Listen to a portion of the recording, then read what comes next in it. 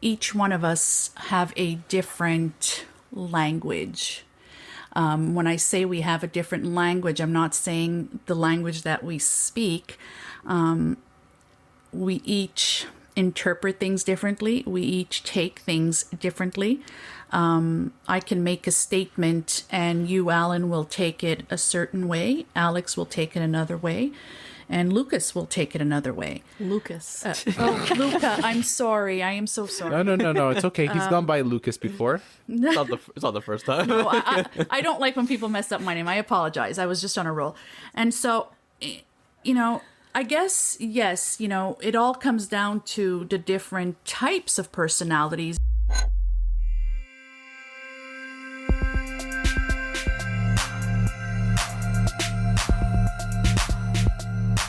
ALFA Relations, driving change forward.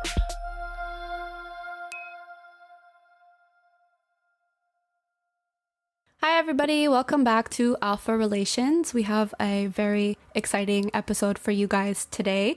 So I'm Alex, and I'm joined here with Big Al Allen and LD, the podcaster, the third Luca.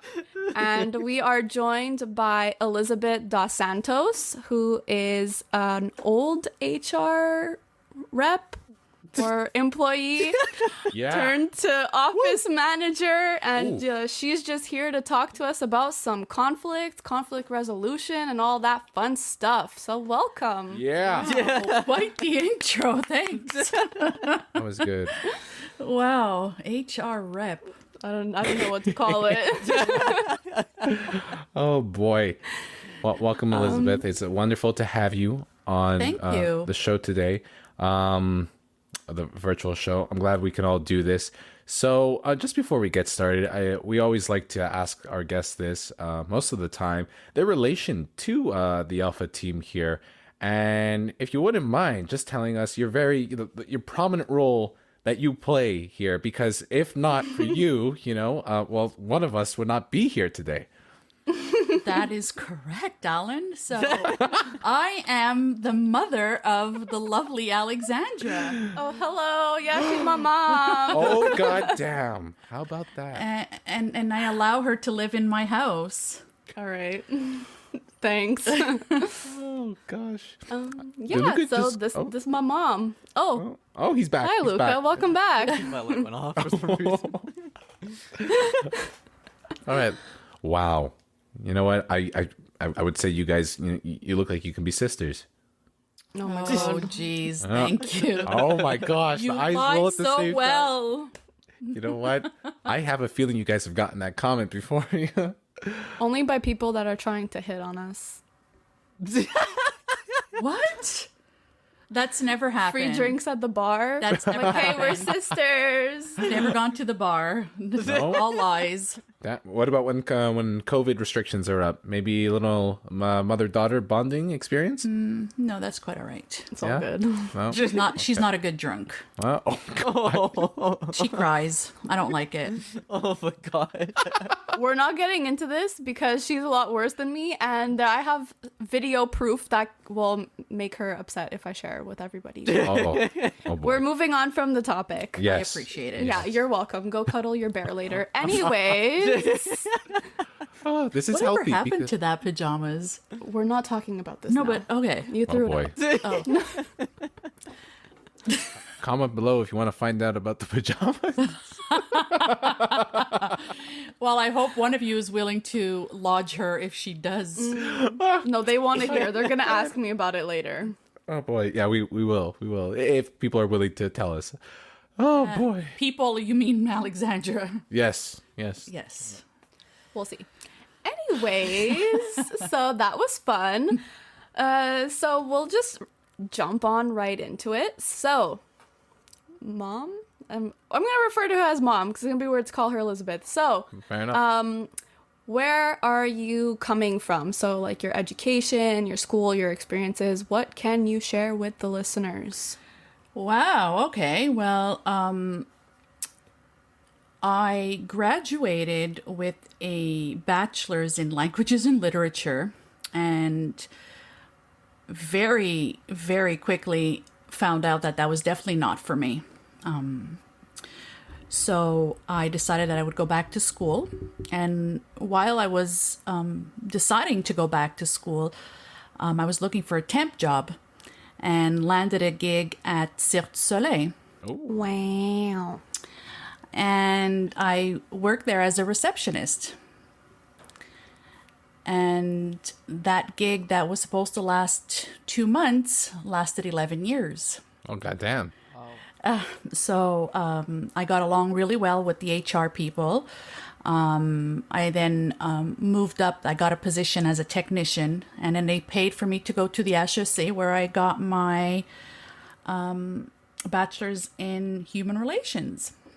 Oh. What is AHSC for people who are not from Quebec? Yes.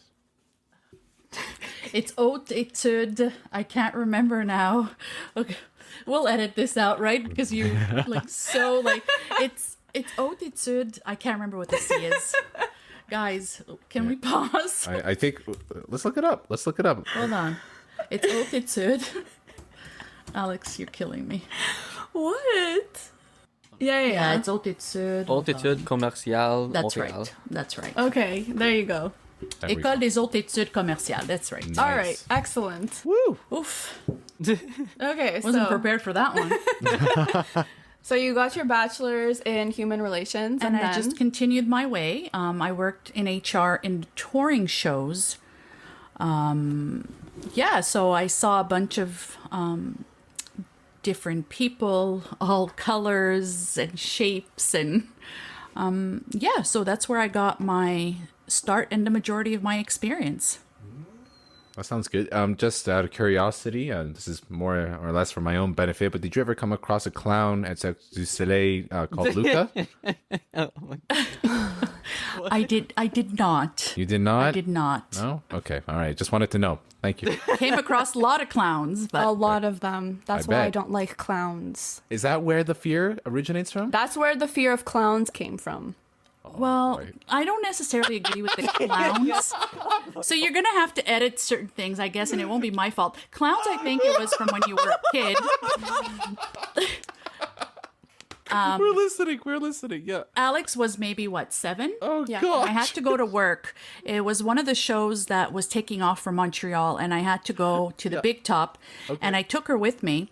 And she was having a blast backstage with the different artists and doing different things. That's good. And then all of a sudden, I see her running towards me like she was in tears and in fear, and she jumped into my arms. She goes, "Mom, mommy, why does that boy have a mustache?" Oh my god. And she wouldn't go near him, but it was a grown man. He was in his 50s, and he was maybe 3 feet tall, and he had a full-grown mustache. And she really did not dig that. It was not my jam. No. Well, maybe the clouds did stem from earlier, but the Cirque du Soleil really did not help my clown fear. It is what it is. It is what it is. It's like that's that. You know, what are you gonna do? You ever hear of exposure therapy, Alex? No, I'm good, thanks. I've actually said to her that for her bachelorette party, I was going to get her some dwarf strippers. Oh my god. Guess who's not attending her bachelorette party? Oh, don't worry. She already gave us the idea. That's planted in our heads now. Yeah. You're not invited either. Like, who are you? We're gonna. Don't worry. Wow. That's You're not women. Huh? Only know what? women are allowed at bachelor parties. Luke and I were raised by women. Bachelorette parties. Facts. Here. You know? Anyway. Okay, we're getting off topic here. We are. It's all right. Notice I'm being good. You're the one who's... I don't Wait. well, that's- That's true. Yeah, That's true. That's true. Alex brought that up on herself. that's right. Oh my god. Okay, anyways. So, as you mentioned, you did HR for 11 years with Cirque du Soleil. Are you still in HR, or what do you do for work now?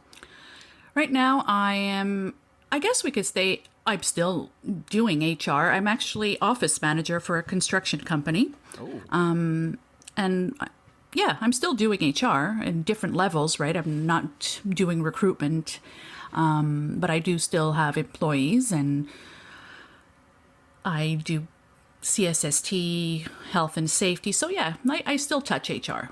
Cool. What is your favorite or particular? What are the particular aspects of the job in the HR world that you really just have identified with, like knowing that you found a certain groove with over others? I think when I first fell in love with HR, it was really the connection with the people. I love to dig into what makes you you. Why are you saying this? Why are you doing this? I just love that aspect of picking your brain. Whether it's by doing recruitment or just trying to resolve conflict between employees. I really love that aspect of it. That's good. I like that. And you said something that's very key. One thing that we wanted to have you on particularly regarding, let's say, workplace conflict, and something that we were discussing earlier to the recording. You brought up the fact that HR's role, is predominantly to avoid conflict as well as resolve it, when it does occur.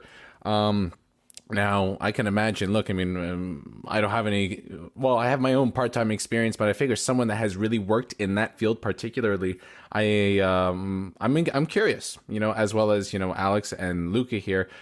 Do you have any particular experiences in regards to workplace conflict, that we could perhaps, like delve, take a deeper dive into?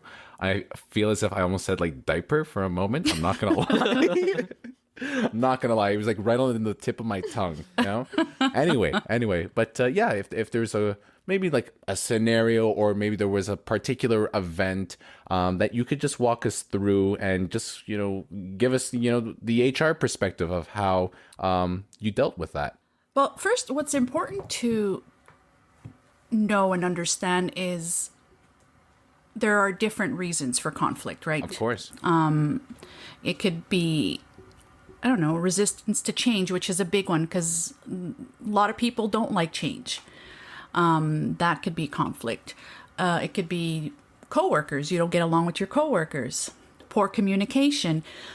So those are all different levels of conflict that stem actually from, and become conflict. Mm-hmm. So it's very important to know where it's coming from in order to be able to resolve it. Mm-hmm. Off the top of my head, can I think of something?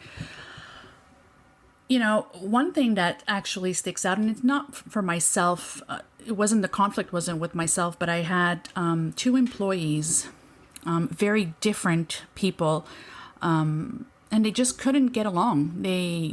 There was a coldness there, and they were just nasty to each other. Mm-hmm. And it made the environment very toxic. It was very, very hard to get things done, particularly with these 2 together. And when you dig down deep, it stemmed from this one girl who just wanted to be acknowledged in the morning. She wanted someone to say, "Good morning," instead of, "Hey, I need this, and that." And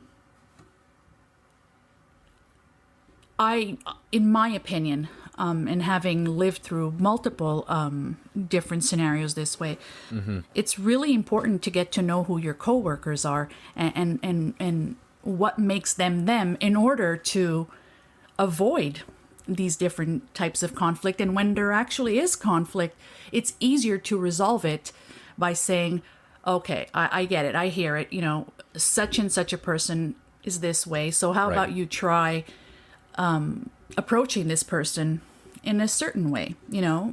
Perfect example is this girl, couldn't get along with the other one because she would come in and start demanding from her, "I need this, that, I need this." And all she really wanted was to be acknowledged and be, "Hi, how are you? Good morning." And we often don't take the time to do that.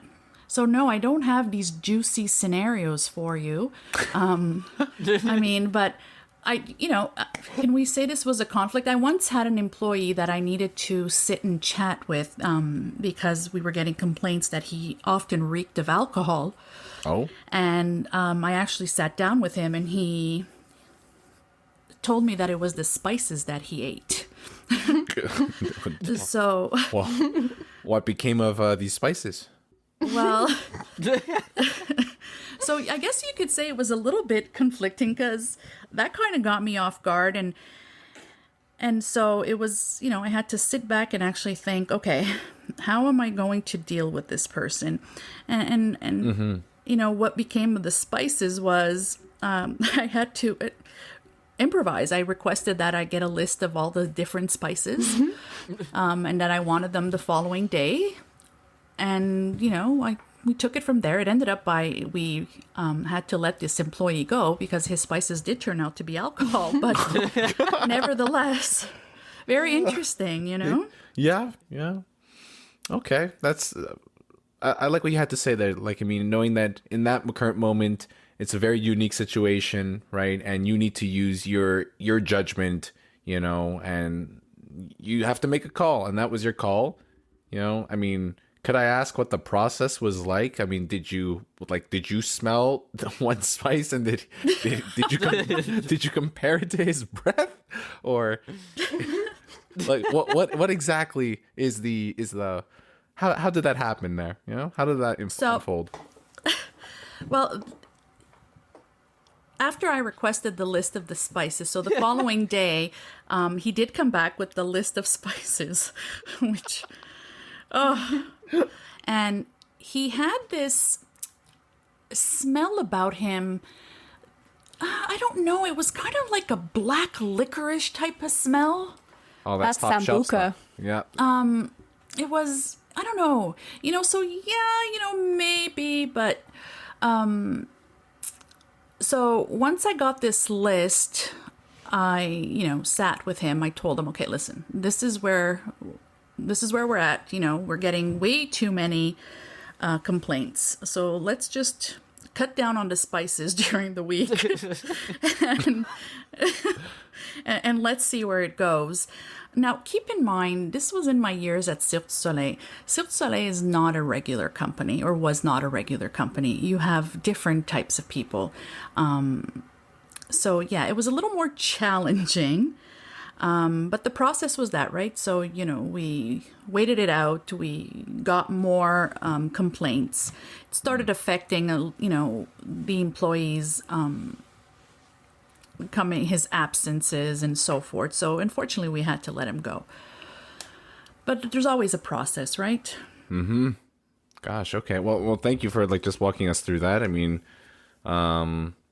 what's it like? That was a horrible example, actually, though. That was popped into my head. Fair enough. Hey, but look, I mean, I'm glad that you're serving up what comes, at the forefront here. Even if it's, it has to do with a variety of spices. I mean. Different spice level, right? But it just goes to show how you deal with all types of things. That's true. One thing that we like to get into here, and we've all learned this in human relations at Concordia in applied human sciences. And I don't know if you've heard about the theory, Elizabeth. It's called the Thomas Kilmann conflict styles mode. Long story short, you've heard of it in different ways, though, where in conflict, according to this theory, there are 5 different styles of sorts, okay? And it works on a scale. I don't exactly have the scale drawn out, but I think Alex and Luca can definitely help me out here. Long story short, all right. Oh, you good? Luca can help you out. Luca can help me out? Luca. Yeah. Well, Yeah? it's because Luca hasn't said much. Now's your time to shine. Bring out That's that Thomas Kilmann. Oh, my lord. It's my time. Yo, he try, lied yeah. about that alcohol. Luca turned. Anyway, the point being, right? I think on the x-axis, you have in terms of what it has to do with the amount of collaboration, and the work being done at the same time, and how one benefits overall in a conflict. And the 5 styles are: there's one of competition, so a competing style, also known as my way or the highway.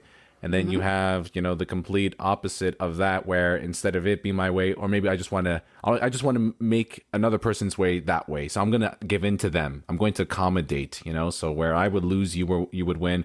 You have the good old fashioned compromise. We both have to give up something in order for something to occur, where we meet halfway. And then you have the avoidance style, just withdrawing from the conflict. And then you have, the best one, if we can get there, not necessarily the best one because different styles are used for different conflicts, different scenarios. You have a more collaborative method as well, known as just collaboration, where we can all, mutually get what we want, hopefully speaking, right? Yeah. So just like, I guess just having to say that, just for yourself, and knowing that you've worked in HR, you're now an office manager, you're still kind of doing HR. What is your own unique conflict style at the end of the day that you like to employ in the in your career? When you fresh out of school, we tend to, for us it wasn't Thomas Kilmann, but you tend to try to follow everything you've learned, and you just try to roll with it. As you gain experience, and I'm not saying that these aren't good, you kind of have to throw these things out the window.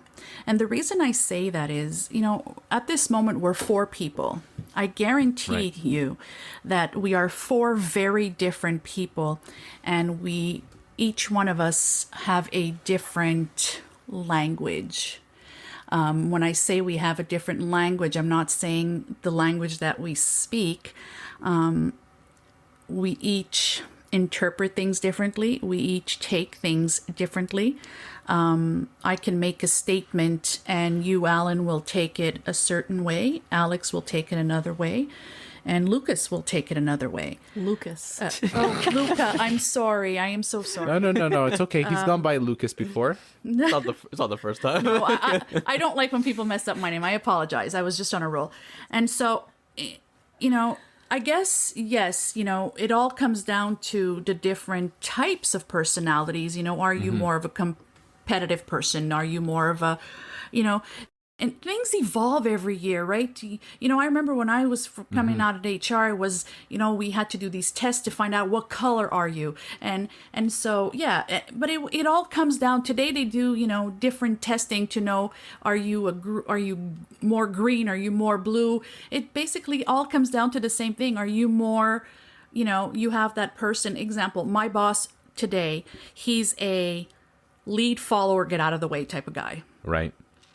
I am more of how can I make your life easier? And then there's Wilson, who's a very give me time to digest and think about it and then come back to me. So Right. all this to say, yes, you're right. There is the, you're talking about competitive collaboration, compromise, avoidance, but this all comes down to the different languages. And once you gain the experience and you actually take the time to get to know the people you work with, you don't have to be in a position of being a leader or their manager. But once you take the time to, one, get to know the people you work with, get to know their style, or what language appeals to them, I like that. you could avoid conflict. And the other thing that I have learned throughout the years, and where we can say, sure, this is all beautiful, are you competitive, a collaborator, but it doesn't work in the real world. You see, because Fair enough. Luca, you can go into work tomorrow after not sleeping a wink all night. Your attitude is going to be a lot different than if you would have slept 8 hours. So what do people do wrong often is Luca, oh my God. I think you're going to be Lucas today. So Luca, you get snappy and automatically, I'll take a personality like Alex. She would probably say, oh my God, he's such an ass. Did you see how he snapped at me? And that is the wrong way to go about it. Right. If you would have taken the time to know Luca as your coworker or your employee, oh, Luca doesn't really snap. Why did he snap today? And so I would take Luca, whether he was a colleague, and I would, maybe say, hey, Luca, did I offend you? Did I say something wrong? I sense that, you're a little more on edge today.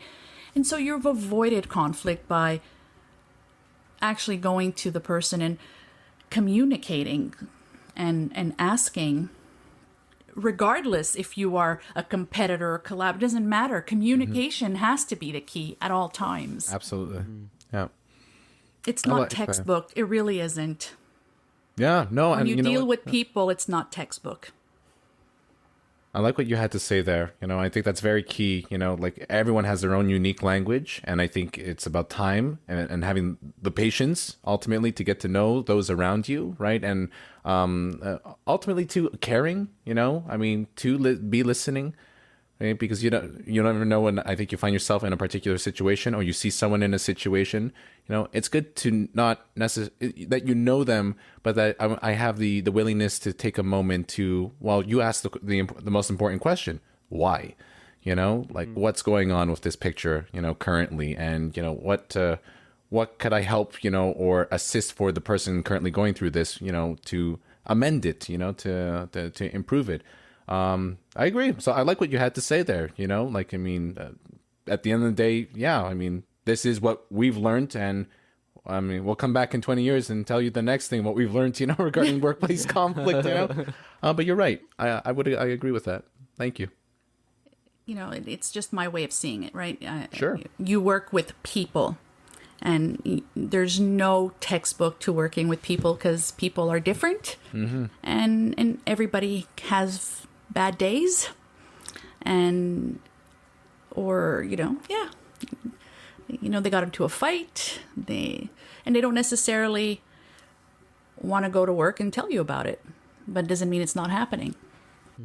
So if I had to give advice to someone who's starting off now, it's really leave your textbooks at home and use your heart and a lot of what you've learned for sure, but communication, asking questions is the key. It's funny that you said that last part, because to ask questions is the famous one-liner from one of our profs at AHSC, Dr. Farmer. I've worked with him. We've all had the pleasure of studying under him as well. And he always says, remember, what's the number one thing that I want you to do when you go out there into the real world? Ask questions. Ask questions. And he is also the only other person on this podcast to have called Luca Lucas. You see, it has something to do with our minds. You look like a Lucas. You're going to be Lucas, You said it. Alan West. Every time I hear your name, I want to call you Batman, just because, That was my day camp counselor name once upon a time. I have no doubts. Yeah. Are you good? No, hold on. Are you okay? My brain is not working at full capacity right now. All right, you're good. Luke, is there something bothering you tonight? No. No. What's bothering him is that he didn't have 2 glasses. He only had 1 glass. Oh, I see. Oh, shit. So gotta he's a little lose the bit off habit. balance. Yeah. Oh my god. You're going down a wrong All right. hole here, Luca. Gosh. Okay. So has there been any type of training or education that you have acquired, in regards to conflict management? Is that from your human relations days? I'd have to say it's the school of life, to be honest. No, I've never really taken a course on resolving conflict. HR has changed a lot since my day. So I would have to really say no, there's no course per se. It's school of life. It's really about trial and error. You're going to make mistakes. When I think back on when I first started and how offended I would get, whether it was because I reprimanded someone or let them go, and everybody reacts differently. You'd be called names, and I would get so offended. I would take things so personally.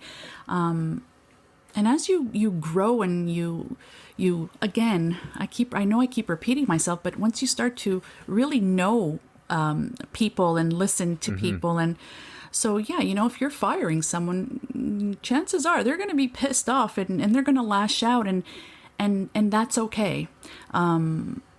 So Yeah, once you start life in the workforce, I think that the best school is the school of life. It's what you're going to experience, and yeah, you'll fall flat on your face and you'll make mistakes and you'll go home and you'll be horrified at, oh God, why did I do this or why did I say that?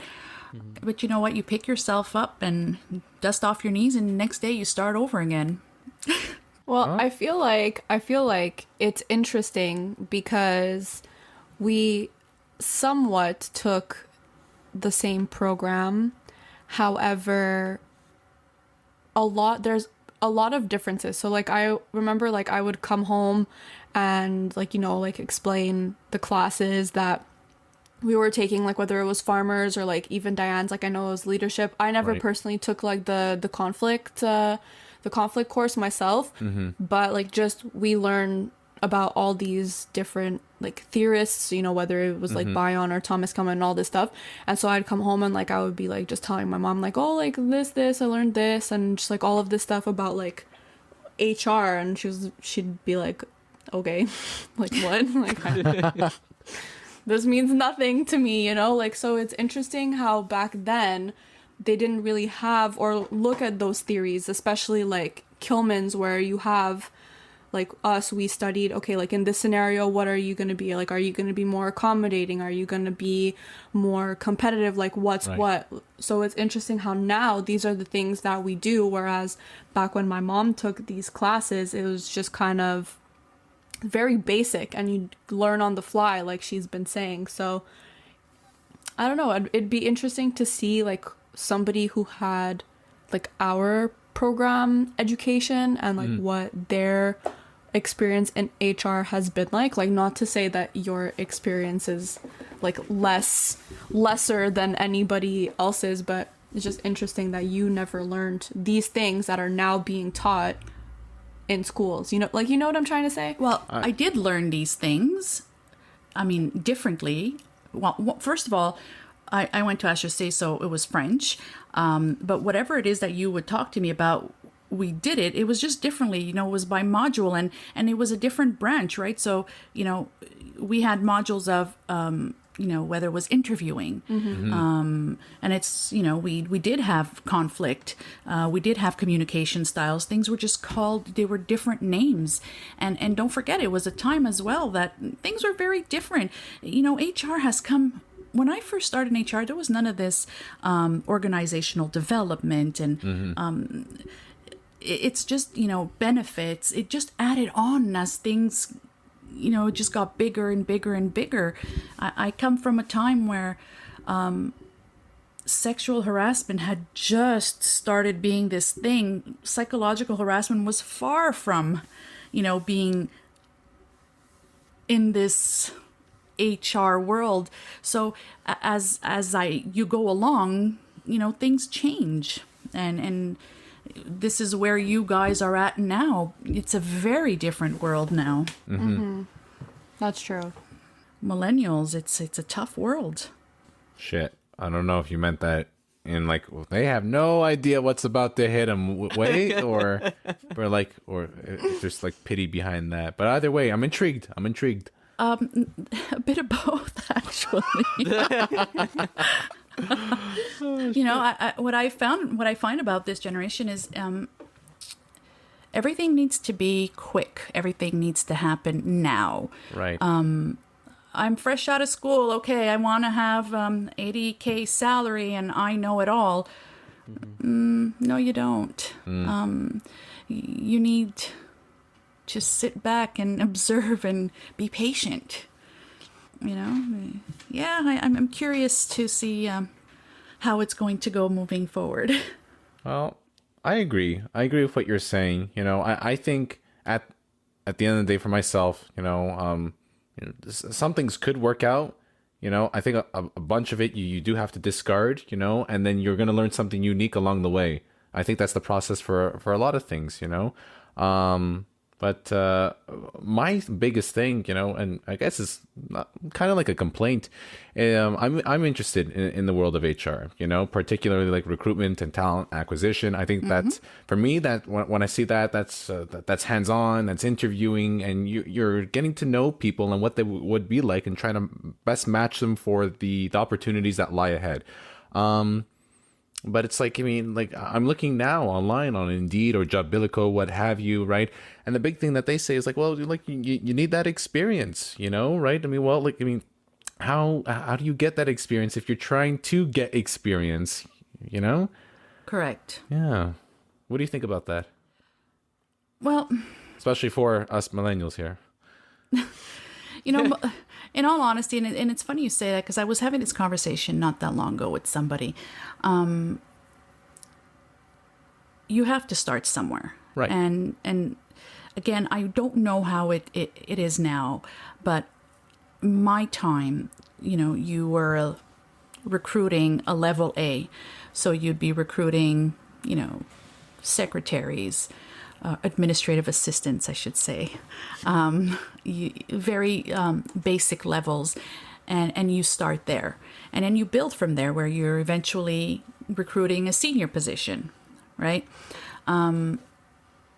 So you got to start with companies who are willing to give you that entry level and start your way from there. But then again, and this is where I'm always adamant about what I'm saying about, people and experience and textbook. Don't get me wrong. Again, I'm not saying throw out what you've learned, but you will take what you learn. However, here's what they don't tell you, or maybe they did. I know us, they didn't. You can go to work and start recruiting. Now, I'm not talking about a recruitment agency. I'm talking about you're going into a company and you're going to recruit for this company. Now, you're going to recruit for me. I'm the manager, and I would like for you to recruit, I don't know, an accountant, right? You're going to take your textbook stuff and you're going to go with it. Now, did you take the time to learn about me? Who am I? What do I like? What don't I like? What type of personality am I?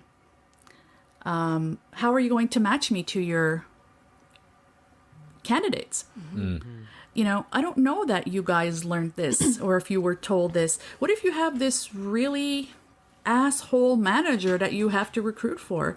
How do you deal with that? There's no textbook that tells you how to deal with it. Tell your story. She's mentioning this because this happened to her. Oh, well, story time. When I was starting off, Okay. I had a very interesting manager. Right. Yeah, he would go through employees like crazy, and I couldn't figure it out. And then one of my coworkers actually said to me, "Hey, you want to try recruiting a level 2?" And I was like, "Why are you giving me a level 2?" He's like, "Just have fun with it, So I got this very interesting manager who was, so he sits with me and he says, "Okay, so this is what I need. This is what I want. Their last names could not be anything that I can't pronounce. They can't be of color. They can't be." So everything that I learned, so this is where I'm saying to you, everything I learned, in my head, I'm going, "Oh my God, that's discrimination. Oh my God, you can't do that. Oh my God." So what do I do? Right? So I remember going back to my desk going, where do I find this in my book? Like, I cannot go complain. Like, who am I going to complain to? Oh, yeah. So I remember speaking to my manager and he said, "Oh, yeah, that's how he is." Oh, awesome. Okay, that's how he is. So my first time recruiting a level 2 was about everything that I had to do was everything I was told I shouldn't do. What's a level 2? Well, it depends. Every company is different, right? So I'm saying a level 2 for us, it was anything that was above 45K. It was either, assistants or it was just different. I don't know what they would call them today, but so all this to say it can be very complicated. And so you got to take a lot of what you've learned, but you also have to go with it and use your common sense. I like that. So, if you don't mind me asking, what happened after that? What did you do? I just did what I was told to do. This manager was there from the beginning of time when Cirque started, and he continued to be there after I left. And unfortunately, you're going to encounter people. I'm not sure that big companies can continue to work like that, but I'm sure that you will encounter places where you're going to be asked to do things that you're not comfortable with, and that's where you have to decide if those are core values for you, or if you can deal with that, and that's where experience will come into play. But for sure, there are different things that you will encounter. I just did what I was told. I was new, right? Yeah. And so I did what I was told. Today, if I were asked to do that, I would walk out, because it goes against my core values. It has nothing to do with, we're at work. It's exactly that, my core value. It's it's inside of me. I don't care what color you are, what your name is. I only care whether or not you're competent. Mm-hmm. So at the start, we were sort of talking about how like a major part of your role in HR was always to like prevent conflict. So I wanted to know if you had any advice for preventing conflict, not only in the workplace, but also maybe just in general, in regular, just everyday life. I really feel like I'm being, and if I am being repetitive, you just need to tell me. You're being repetitive. I am. Eh? I'm just joking. I'm just joking. To resolve conflict, the key, number one, in my opinion, of course, is communication. Without it, there cannot be any resolving of some kind. So for me, number one is communication. Number two is finding out, the whys. So asking the questions. I think if you have those two things, whether it's at work or in your personal life, you could resolve a lot of things. You could actually prevent conflict by doing one. If you make your intentions clear, if you communicate properly, and if you ask the right questions, how can there be conflict? It's true. Yeah. And it sort of goes back to how you were saying before, like in the workplace, how you want to get to know your employees and stuff, so that you Even could my coworkers. Yeah, your coworkers, because and it goes the same hand in hand with, I guess, even relationships, where if you know your partner and what do's and don'ts are, you can sort of avoid those conflicts. Right. But the important thing, guys, when I say communication, there also has to be active listening. Well, that's one thing that we can all agree on. That I don't think we're going to be throwing out anytime soon. A staple. That is a staple. Real. Yeah. I oftentimes when we're busy or rushed, again, whether it's home or work, we don't listen, or we're listening. We're not doing active listening, and most of the time we're listening with already a response right at the tip of our tongue. Right. And so that isn't active listening, and that's enough to create conflict, right? So communication, definitely. Active listening, definitely. And asking questions. Where can you go wrong? That is great advice, Mother. Thank you. I loved it. That was solid. That was very human relations of you. That was good. Which one of us? Touche. Well, that's good. I think that pretty much, at the end of the day, to be completely honest, those are probably the two big three, if you will, factors that I'm walking away with after spending a couple over 10K, for my university degree, right? Yep. Yeah. Pretty much. You guys get it all free. Who gets it free? The listener. The viewers. Those who listen. Elizabeth is like, I missed something. who has a free ride here? Well, Alex, Shit. you get a free ride. Hey. I do. Huh? I do. Thank you. Oh, that was a beautiful moment.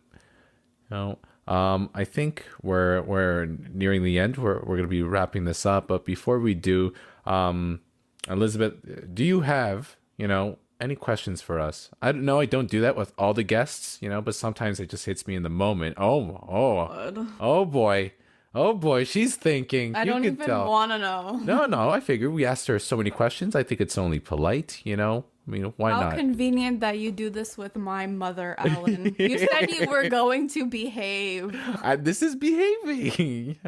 Behaving is to be fair, and and our host is here. I mean, we have our hosts, we have our guests. So the guests, Elizabeth, shoot. Well, I would ask a question for all three of you. Actually, we've been talking about our education and how to do this and resolve conflict and whatnot. You've all started working now in the, I'll tell Alex, she has her real big girl job. How do you find that your textbook is playing a part in your day-to-day? Luca, I feel not to put you on the spot, but I feel like a lot I agree a lot with like the whole the textbook sort of gets thrown out, but I feel like a lot of the key things sort of get just infused into your character or into your everyday I guess your personality day to day type thing.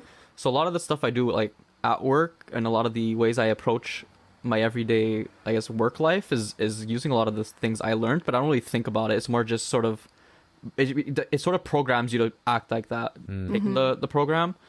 But and I also agree, you don't really think much about theory. There's only some theories that come up, even the Thomas Kilmann conflict theory. I've never been at work where there's a conflict or I'm in a situation where there's some kind of conflict going on, and I start thinking, oh, that person's using competing and all that. It's sort of just you just sort of roll with the thing, and you're sort of using your intuition in the moment of how to approach it.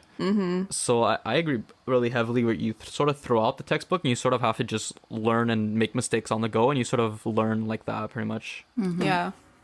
I agree with Luca. Like I've mentioned in most of, the podcasts where I talk about work, I'm now dealing with kids who will, be in crisis or just come up to me needing to vent or to talk or anything. So I have dealt with a lot of crisis in the last weeks, and much to what Luca is saying, I don't think, oh, hey, Thomas Kilmann, let me just figure out what you were trying to teach me. It's just it becomes second nature because we've looked at these theories so much, or even just we do a lot of role playing in our program. So just even the practice scenarios that we do, we just know what's what there's that instinct, that intuition that Luca was mentioning, and you just roll with that. But the main things from AHSC that I use all the time, because otherwise I would get nowhere with these kids, is you have to listen, you have to know them, not necessarily their backstory always, but you need to know what's triggering for them, so you know how to address it. You're not every kid is different, so it really goes back to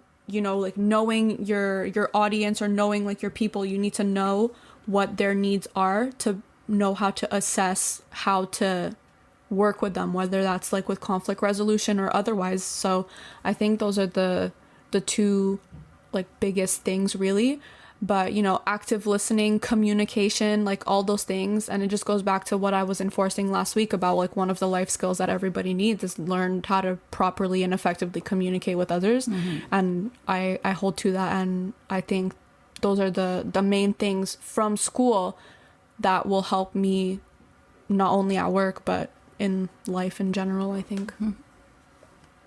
And I would, third, everything, these two lovelies have just said, including yourself, Elizabeth. For myself, at the end of the day, when you take a look at all the theory, all the exercises that, that were tried to be, one tried to instill upon you, you take it how it is, and how you want to see it ultimately, and that's one's perception. But that's just it right there. Perception is what's key for me, and that's what I'm walking away with, is knowing that when I started off, regardless of what I've learned, whether I agree or disagree with it, I felt like my perception was like this. After a little bit more and hearing different people's perspectives about where they're coming from, and it is a very diverse program, wonderfully diverse. We have people, who are coming back to work, who are just entering work. We have new students coming out of CEGEP. We have mothers, fathers. We have grandparents. We have people from around the world, that, did certain jobs, and now they're trying to reinvent themselves. And that's what I'm walking away with going into the workplace, knowing the fact that to keep that open mind, to know that everyone is different. There's not, I don't think there's just one approach to it. Like going back on one of those stories that you touched upon, that you had to improvise. You needed to be creative with the whole idea of the situation at hand. And I think what really helps for that is just surrounding yourself and having the willingness to listen to others and have that communication. So that's one thing ultimately that I take away from what I've learned. And I think that's realistic because that's constantly shifting. It's constantly taking on a new shape. Yeah. Well said, Alan. Agreed. Well said to everyone here. Round of applause. Bravo. Yay. That's solid. So before we wrap up, Elizabeth, at the end, there are a few magic words, that our guests sometimes like to spit out. I think you might know them. From what I've heard, you listen to most episodes, so I do. Oh boy. All right, well, you know what to do, Mom. This here? Yes, that thing. We are ALFA Relations, driving change forward. Wow. Yeah. Yeah. Let's go. All right, hit it, Luca. All right, hit that subscribe button, turn on post notifications. If you're on our platform, hit that follow buttons. Thanks for listening, everyone. Bye. Bye. Word Peace to your mothers. out.